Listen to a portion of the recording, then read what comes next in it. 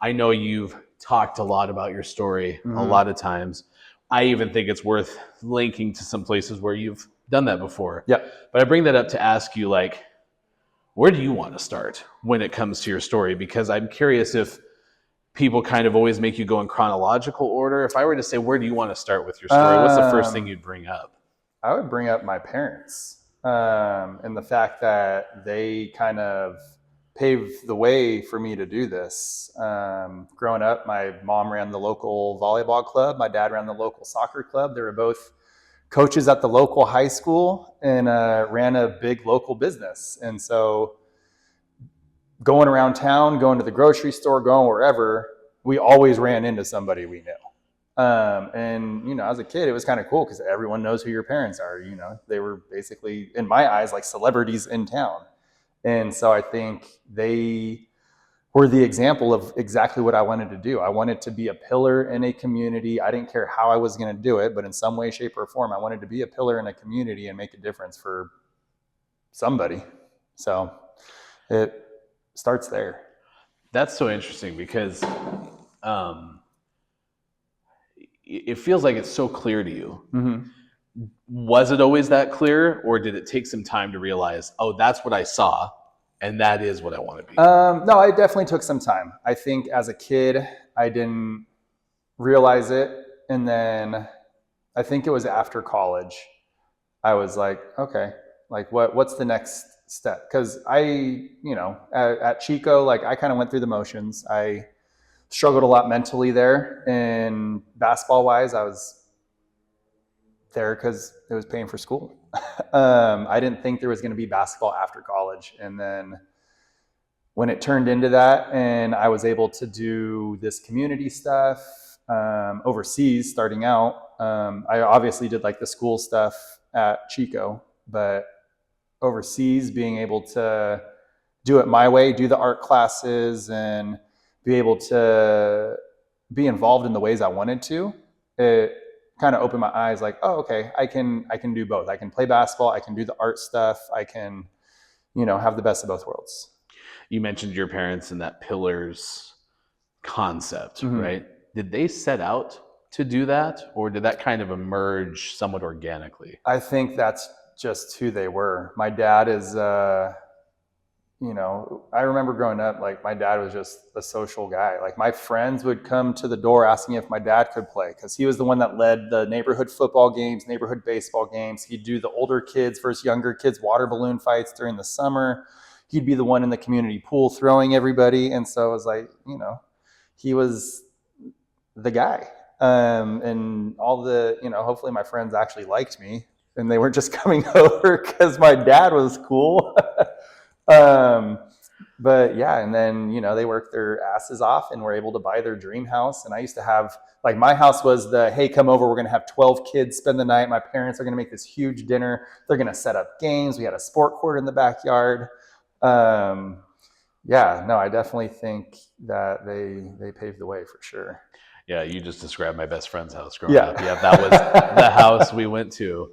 And so I hear a lot of positives from your family dynamic growing up. Everybody has a different path growing up.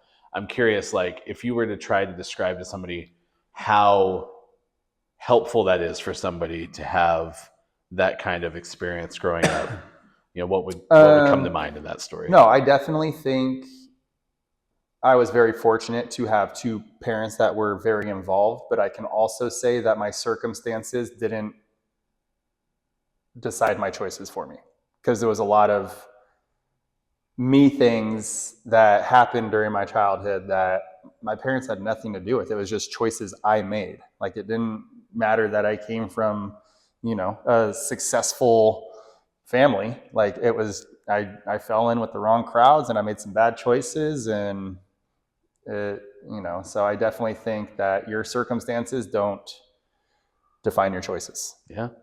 I appreciate you sharing that because I kind of set you up in a way where it's like, oh, everything was fine growing up, right? And clearly there were other things. So can you elaborate on that side of your life? Yeah, because no, there's for the family dynamic that was somewhat picture perfect, per se. Yeah. And then there's the other side. Tell us more about that. struggled in school a lot. My mom is, one of the smartest people I know. So me and my sister homeschooled. So I homeschooled 5th, 6th, and 7th grade. And then I was just a super social kid and I needed to be like around other kids. I went back to school in 8th grade.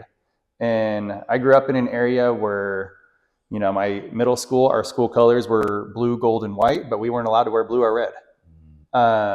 And so one of my best friends that I made at that point in time was not with the great crowd. And his family was involved in that crowd. And I was over there a lot. And my parents, I think I was just so unassuming and unexpecting to do anything. I feel like I was really well mannered. And I will say I was a super rambunctious, hyper ADHD kid. But I don't think they ever expected like the things that I did actually go through. And, I ended up getting kicked out of school for something I didn't do. And it was a he said, she said type situation. And my mom said, we're just going to de-school you. I think there was like 2 months left in the school year or 3 months left. And so that year, the rest of that year I took off. And then I homeschooled the next year, which I kind of did school. I didn't really do school. And then I was with this friend the majority of the time. And, we were little skater kids and we'd go around, and I was 12, 13, and we would take, one bus to get to another bus to get to a train to get to like downtown San Jose from Gilroy, which, is not necessarily close for a 12-year-old.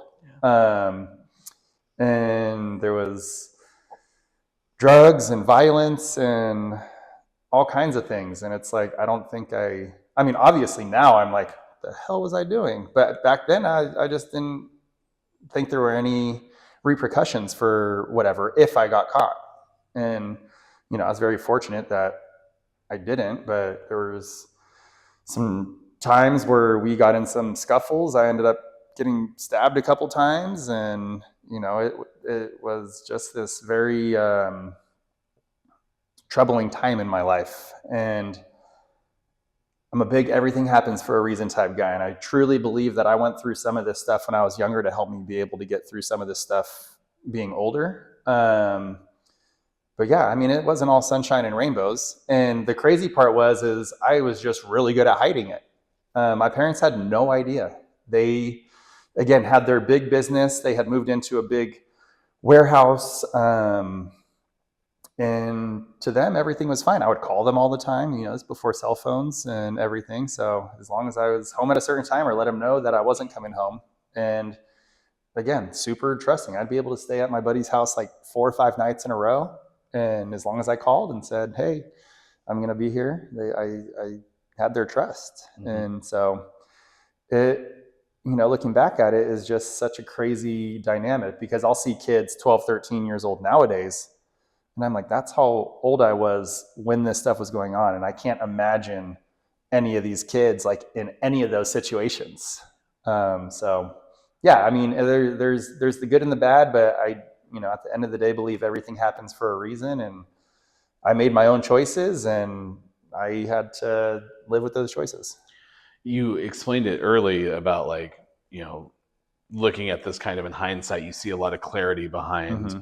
Why that might not have been the right path. Obviously that took years, decades, or however long to develop. I bring that up because I want to ask you about impact. Yeah.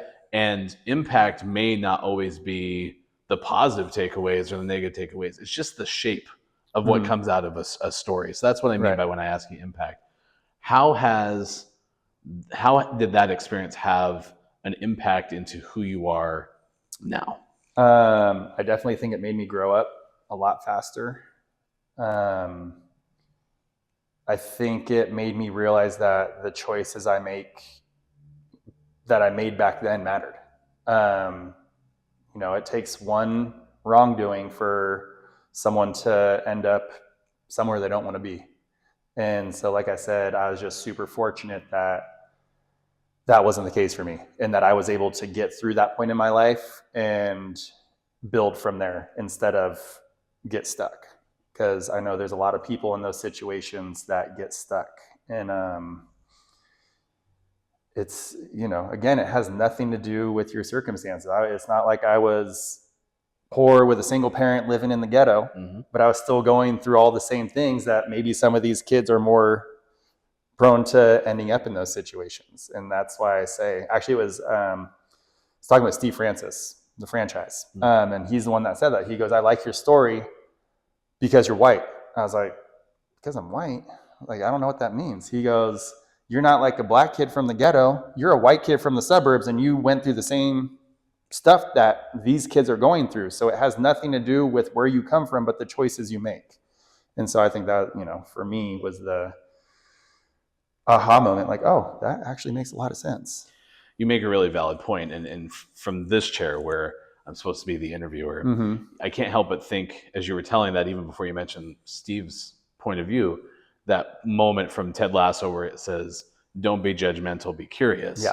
And I think that's a lesson that people can take away from anything is ask some questions, get some knowledge about the person you're looking at and understand their perspective, I guess, right? Because we can all make assumptions, but until I start asking you questions, there's absolutely no way I know. Right. Does that vibe with you? Does that? Oh yeah, absolutely. Yeah. I mean, I do the mental health speech at the Indianapolis Combine every year for all the owners and coaches. And last year I decided to do it a different way. And I told 2 stories that were the same story from 2 different perspectives. And so I told here's all the good things and this and that. And then I told all the things in between that happened in between all those good things. And it's 2 very drastically different points of view. And, I think being through the things I've been through has definitely helped me realize there's light at the end of the tunnel. No matter how deep you get into something, there's always going to be light at the end of the tunnel. I think that's where, I'm definitely going to inform folks for this episode how to find things like your chair interview, because again, your story is so long. And we want to focus in on how that story has now informed your leadership with the Capitals and starting this organization. There's part of it that, again, to the audience, learn how you kind of got thrust into ownership, if you will. That's a good story. Yes. But I'm curious, like when you, I mean, I'm a marketer too. And people will say things like, this is our brand or this is our motto. But when I met you and kind of walked into this environment, there's an authenticity to this community culture thing. Honestly, it really is. And so I am curious, how did you fuel that from being not just a motto, but to really being the thing? I think it's really hard for some people to practice the preach. And I feel like I do a really good job with following through. I'm definitely a no BS, like very cut and dry, very honest, which, as a business owner, people like, but sometimes it rubs people the wrong way. But it's like at the end of the day, I'm not here to sugarcoat things. I'm here to be real with people. I'm here to say exactly what I'm doing. And I think there's been a lot of teams in the past that have come through Salem where they say one thing and then do another. And I just, stick to my guns. Like, I'm not going to overpromise anything because I will never underdeliver. And it goes a long way with the guys. It's like Kev said before, like, this is your contract, and what the contract says is what's going to happen. Because I know, with these type of leagues, like, that's not always the case. There's a lot of overpromising and underdelivering. And I think that's why we've built such a good reputation. Like, if I say it, then it's going to happen. And I'll let you know if it's not going to happen, because that's just who I am. But I will never tell you something knowing that it won't happen. And it's the same thing with the community stuff. Like, that's, at the end of the day, the community is the biggest piece for me. Obviously, basketball is what is the platform to be able to do it. But I always tell people, I run a community organization that just happens to play basketball. It matters to me that we're able to make an impact, that we're able to, one, that I'm able to fulfill dreams for these guys that thought their basketball careers were over, and 2, that they then get to be role models for these kids that are looking up to them. Because there's a lot of, we have a huge following and demographic of young people. And these guys are now in a position that they probably had no idea they would ever be in. And for me to watch that from the outside in is a special experience, especially with guys like Damo. Damo is a very special human, and he takes it very seriously. If there's a kid in the stands that says, "Hey, I have a basketball game on this day. If you don't have practice or a game, will you come watch?" He'll go watch. Preston, same thing. Like, all these guys are so accessible to the community, and I think that's the biggest impact point that we have, because you think of pro sports and you don't think accessibility. It's I think there's a lot of politics behind higher leagues that, oh, well, we have to be at schools, we have to have this many appearances, this and that. These guys actually want to be in the community, which makes a huge difference, because I think you can tell when there's events happening and guys want to be there and when guys have to be there. So this has to be informed from something in your past to have honesty following through. You didn't say bluntness, but I get what you're saying. The directness that has to come from somewhere. Why do you think that became a true value that carries into the organization for you? When do you think that happens? I look at everything as a relationship. I feel like I used to be that guy. I used to be I want to sugarcoat it, and I don't want anyone to feel bad. And I, unfortunately have learned through failed relationships, that's not how it works. Like, I'd rather make someone mad in the moment by being honest than have a bunch of buildup and have them be like, "Oh, well, you weren't actually really honest about what was going on." And I'm probably, until I moved to Salem, I was the sugarcoater guy. And then I had this opportunity to redefine myself. And that's who I am, truly. I mean, I have really bought into this honesty factor, and it has made my life so much easier. I think many people could experience that if you buy into it. Here's something else I found interesting looking more into your life. And you mentioned it earlier in this conversation, which is sometimes athletes can get siloed into they're the athlete and they have no other depth to them. Right. And you talked about art. Yeah. And there's other things I would love you to allow you to share if you have other things that come to mind. But I'm curious if you could tell people and us about this art component of your life. What is it? How big of a deal? Art was my first love.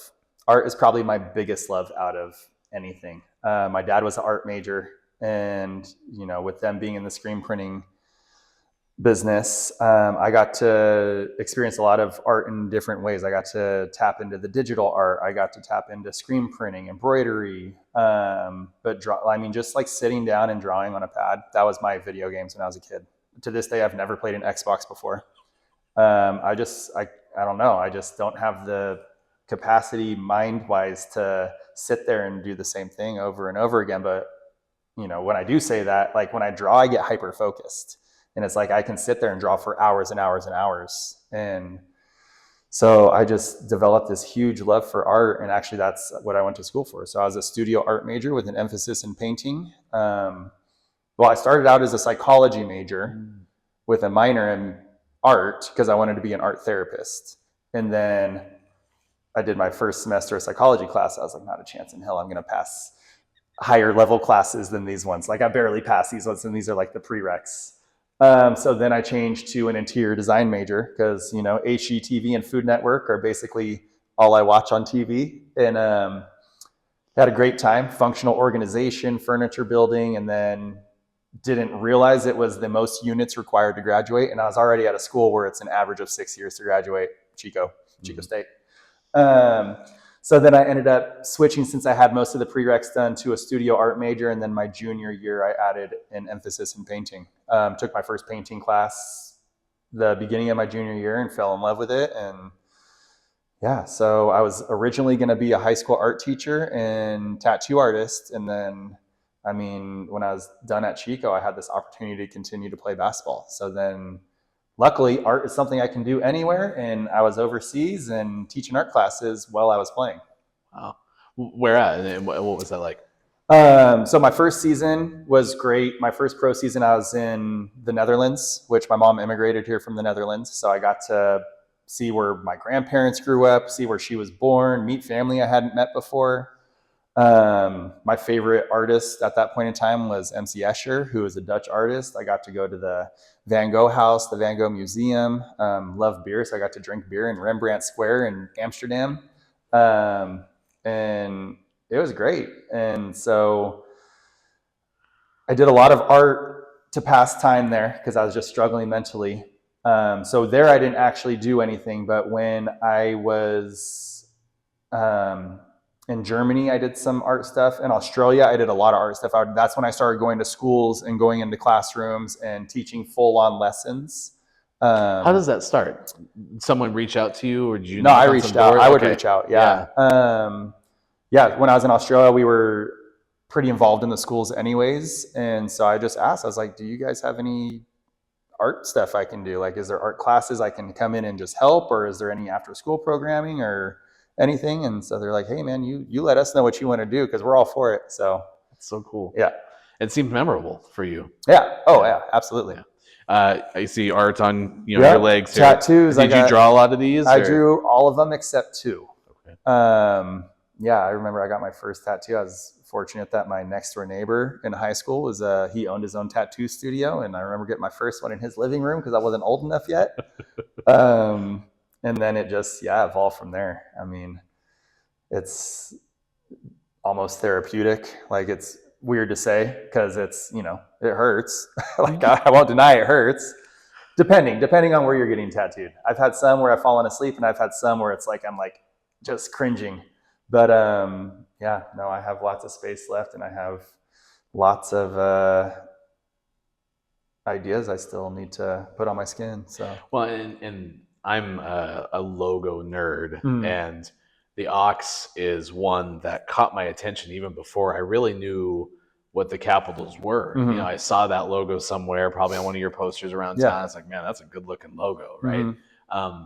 Did you have the design in it? I did. So I originally had an eagle as our logo because I was just looking at the state flag, the Oregon state flag, and they have the eagle on it. And then at that point in time, I created it, and I kid you not, 2 days later, they announced the Temecula Eagles, who were going to be in our league or in our region at that point in time. So I was like, oh, let me see what else I can do. So then I was thinking like Oregon Trail, and then you look at the flag, and there's the ox pulling the wagon. And everyone's like, it's a bull. Oh, it's an ox. An ox is just a working bull.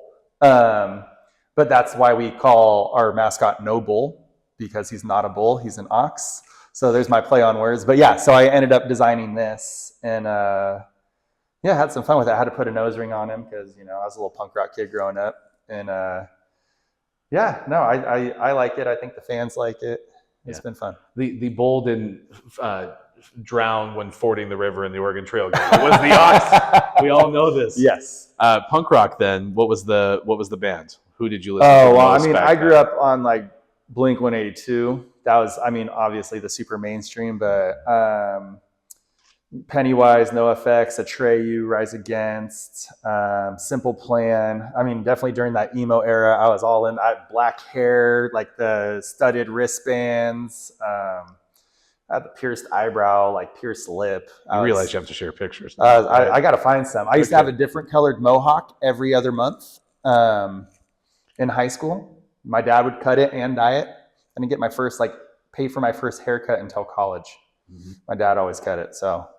What I find interesting about this is, other than, it coming up, you got to Chico State because you were playing basketball. You talked about being overseas. We spent about 20 some minutes not talking much about basketball. Yeah. And so I think that that's another episode to just chat about why this game is you. But you're very multi-layered, and it's a great story. Like I said, for those listening, do some Googling, right? And continue to see the owner of this organization's story, because it is well worth it. Yeah. I'm excited to be a part of it, and just appreciate you spending some time with us. Yeah, absolutely. Thank you. Appreciate you.